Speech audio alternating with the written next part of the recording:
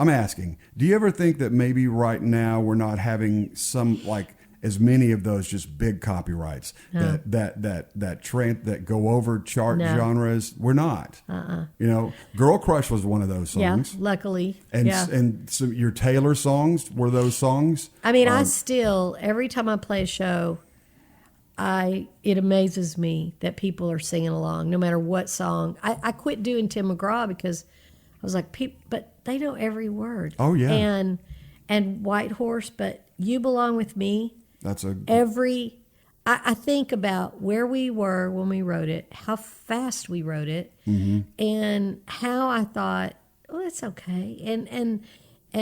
But you know, she always heard the production and she had the whole plan. She probably saw the video in her head while we were writing. Yeah, she was brilliant. I'd never seen maybe 15 years old. Shocking what a grasp she had on this business and how it works. Yeah, like what am I doing here? Because she's got it. Yeah, she knows what she's doing. Or like David Preston said, she's been here before. Yeah, that's what he says. Absolutely. David Preston is executive at BMI. What was your first session like with Taylor? How old was she? She was barely 14. Wow. Did you and y'all made a little connection? Yeah. She saw me play. Remember when RCA did the RLG Cafe? Yeah, over at the old nunnery over there. Leslie Roberts had been trying to get us together, and so Leslie had me play that RLG thing, and which I had never sung out. I'd never done a wow, never, like the first time. Yeah, and I did Nothing Will that I wrote with Martin Armour, and I can't remember what else I did, but she came up to me and said, hi, I'm Taylor. I love that song. Would you write with me sometime? And I was like, sure. And we wrote a song called Never Mind, and it was real pop. And I remember sitting there because I thought of myself as just lyricist, I've been called, you know, and I thought, wow, I don't really know what I'm doing here. She kind of didn't need me. It was kind of embarrassing. That was the feeling I got too. I told Amy after our first session, I'm like, I think we just record her. Yeah. And type the lyrics. Yeah, I scribbled stuff down and kept her, you said this, and this would be great. And what if you say this? And what if we turn... Editing. Yes. And that used to like really kind of go, what? I'm editor, But you know what? That's the role, and I was really lucky to be there. Well, that's a writer. That experience was unbelievable. Yeah, and I'm quite sure that you were not just an editor in that room because, and I'll tell you why. You guys had a standing appointment after that, right? Yeah. So y'all spent a lot of time together. She would not allot that amount of time unless there was a magic happening between y'all. We did you guys have had a great thing. The way things bounced off, it bounced back and forth. We really had a great thing, and it was just always fun, And we tell this story that, Jody Williams told me I was spending too much time with her, and really I might be wasting some time. And I said, well, it's an hour and a half once a week. It's the funnest thing I do. There's just nothing like sitting in a room with her and watching her mind. Right. Her songwriter mind go to work. And I said, I don't know what she's going to do, but she's going to do something. She had a magic. You could not deny it. Yeah. That song we wrote, her A&R at the time, I can't remember who, but the label kind of said. Was she still with Sony? No. Because she was Sony. She was at RCA. And I think what they said was, this is great. Could you get her to write something a little more country? Right. And I said, I remember, I said, you can't, I'm not going to get her to do anything that she doesn't want to do. She knows exactly who she is. Yeah. And it's just best, she's going to do what she's going to do. Well, it's not going to work. I mean. And I think that's why it worked. I didn't put her in a room and say, let me write you a song or teach you how to write a song. Okay. It was. She walked away from that label. The story I've heard is from her, I think. More development, They wanted another development deal with her. They wanted her to maybe consider some outside songs. And she and Andrea were like, no, we're doing the Taylor Swift show and it goes like this. And just left. If you think about a 15-year-old walking out of that label, because they were they were the big game. I mean, they were the big show. That RCA, Galani, and Renee, they were running the town. And that's kind of around the time that she really, I mean, we were just writing, but I think that was also the time when she kind of said, I'm just going to write with you for a while. We're just this works. Yeah, it was just y'all for 2 or 3 records. Yeah. And I can remember writing, like when we wrote Teardrops on My Guitar, she was writing at Sony, and they wanted her to change. They wanted us to change Drew to You, so it would be more universal, so that if she didn't get a deal, they could pitch it. And she was like, respectfully, I think it's fine the way it is. I mean, she knew. I mean, she was never a no, I'm not doing that. But I think we just said respectfully, we're going to leave it the way it is. And it, that was a big deal that she started the name calling out the guys. And a lot of the songs that you were a part of her with did something that I think is a great example. She's heading these songs right at a person in her life, right? Well, that makes them way more real. Yeah, and she was speaking to her generation. Right. She knew, and she knows now, you can't fool your peers. You can't fool these people. They know. They know. So, that's she's brilliant. That was just amazing time.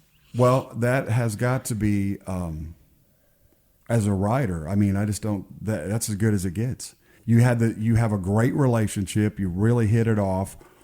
You're weekly walking into a room and just having it work. Yeah. And, I mean, writing songs that get sung all over the world. Yeah. I mean, that's still because we went to her show this time. I didn't the get big to go stadium this show. time. Oh, I'm it's so sad. I'm telling you, best production I've ever seen anywhere, hands down. It was just massive. It was just incredible. But a lot of the songs that you wrote with her, she did some in a medley. Yeah. But I mean, they did it kind of stripped down. Yeah. Acoustic on some, and then maybe just a little bass and drums. But man, everybody in the place is singing at the top of their lungs. Yeah. It would give you chills. I was so sad I missed this one. It was an incredible show. And also seeing that show live, it just all clicked for me, her last record. Yeah. I think, I don't know, I never asked her, but I think it might have been designed for that live show, because when you see the whole thing live, you're like, holy smokes. That's how I've never known anybody like that. No. I've never known anybody that really, you talk about seeing the big picture. Oh, Lord. And she really does see the big picture. Yeah. And it's all about entertaining. Mm-hmm. It's all about getting to the heart of her fans and entertaining her fans and getting the fans what they want. It's like, this is what the fans would love, and this is who I owe. Because she's a fan herself. Yeah. You know what I mean? And I think she identifies, it seems like. And then the other thing I think that's so great about her is I thought, and I'm asking you because you know her way better than me, she seems like she always took the idea of being a role model serious. Well, she said that from day one. As a parent, I just really appreciate that. At 14, she said, and I haven't talked to her in quite some time, but I don't believe she's changed. And at 14, she said, I will never do anything to disappoint these fans. I want them to be proud of me, and I want to be a role model. Right. And I don't want to embarrass them or make them sorry that they believed in me. Yeah. And you know what? That was a 14-year-old. Yes. And I get in rooms to this day with young artists where I'm wondering if they don't realize that they could study this model. Mm-hmm. Because I think she did. Yeah. I think she looked at people like Reba, and of course. She looked at role models and she looked at people that probably didn't handle fame well, and she just made a choice that I don't want to do that. I don't want to embarrass or disappoint people that she really, she always did the thing was make the fans are more important than anything. Right. And everything she does is about. It's not fame, it's fans. Right. There's a huge difference there. Wow. That's right. That's it exactly. It's not, she's not in it for fame. She's in it for the fans. And if you watch Oprah Winfrey, who went to work every day for 20 years and probably said in the morning, what show can we make that would help the most people? Yeah, exactly. It's crazy. So it's really counterintuitive that the things that service, or putting something positive in the world actually pays the most. Yeah. Yeah. It's crazy because you're right. It is not about fame. It's about fans. And it's not, that's not a slogan.